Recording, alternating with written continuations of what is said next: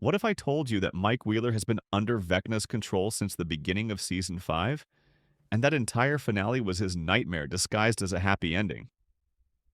I know that sounds insane, but by the end of this video, I'm going to 100% convince you that Mike Wheeler got Vecna'd, and we've been watching his illusion unfold without even realizing it.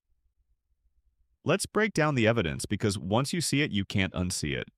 Let's start with what's right in front of our faces, the graduation ceremony. Look at Mike in that scene, his posture, his hand placement, the way he's sitting.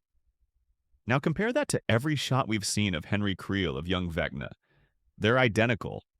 Mike is sitting in Vecna's signature position, but it's not just Mike. Every single person at that graduation is sitting in the exact same pose.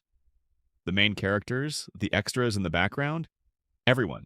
They're all perfectly uniform, perfectly conforming. And that's exactly what Vecna does.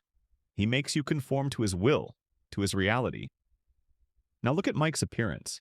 His hair is styled differently, and he's wearing glasses eerily similar to young Henry Creel's. The Duffer Brothers don't make costume choices by accident. When they make Mike look like Henry, position him like Vecna, and surround him with people moving in unison like puppets, they're telling us something. Even the entire Wheeler family has these short, similar haircuts.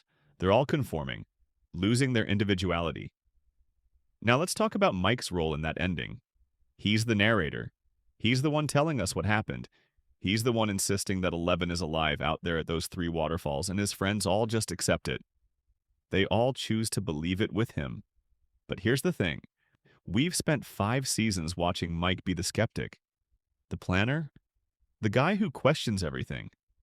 And now suddenly he's pushing this narrative that everything's fine, everyone's happy, and they can all just move on?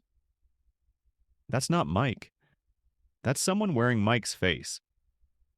Think about what Vecna does. He traps victims in their own minds, showing them a twisted version of reality that preys on their deepest fears and desires. What does Mike want more than anything? For everyone to be safe, for the nightmare to be over, for 11 to be alive and happy, for his friends to graduate and play D&D and have normal lives. Vecna is giving Mike exactly what he wants, and Mike is so desperate for it to be real that he's convincing everyone else it's real too. He's keeping the illusion alive, not because he's in on it, but because he's the deepest inside it. Just like Max was trapped in her own guilt and trauma, Mike is trapped in his perfect ending. Let's talk about that final D&D campaign. Mike is the dungeon master, literally controlling the narrative. And what does he have them do? He has the party ride off toward a land with 3 waterfalls, the exact same 3 waterfalls he claims 11 is at. He's creating a story where everyone gets a happy ending and then insisting that story is real. But look at the other players. Look at their faces. They're smiling, but the smiles don't reach their eyes. Dustin, Lucas, Will, they're all just nodding along, accepting Mike's narrative without pushing back. These are characters who spent 5 seasons arguing about everything, and now they're just passive observers in Mike's story? That's not real. That's Vecna's hive mind. And here's something that breaks the logic completely. The Hedgehog devices. These machines emit the frequency that neutralizes Eleven's powers, right? Mike even remembers hearing that frequency at the graduation ceremony. The military had them running, so if those devices were active, suppressing supernatural abilities, then how did any of the supernatural stuff in that finale actually happen? How did Will use his powers? How did 11 stand at that gate using her abilities? Unless none of it actually worked, unless what we saw wasn't real, unless we were watching Vecna's version of events while something completely different was happening in reality. Here's the final piece that seals it. The X-A-Lie message fans found in the D&D books. Everyone thinks it refers to Dimension X. But what if the X is a variable?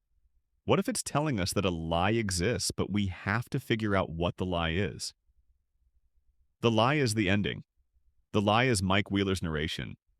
X equals Mike. Mike is living the lie, trapped in it, perpetuating it without knowing. If Mike is Vecna'd, then every other character we saw in that epilogue might be too. The entire party could be caught in Vecna's curse right now, living out their happy ending while their real bodies are somewhere completely different, completely vulnerable, completely at Vecna's mercy. Vecna told us his plan. He wanted to reshape reality according to his vision. He wanted everyone to conform, and what better way than to trap the heroes in a dream so perfect, so exactly what they wanted that they would never think to escape it. So, are you convinced? Can you watch that graduation scene the same way now? Can you look at Mike's posture, his position, his role in the narrative, and not see Vecna's fingerprints all over it? I think Mike Wheeler got Vecna'd. I think that entire epilogue is his nightmare disguised as a dream. And I think the Duffer Brothers left us enough clues to figure it out. The question is, if Mike is trapped, if the ending we saw isn't real, then what's actually happening to our heroes? And is there any way to save them? Thanks for watching. Go back and watch that graduation scene one more time. Really watch it, and tell me it doesn't feel wrong. Tell me Mike doesn't look like Vecna, because once you see it, you can't unsee it.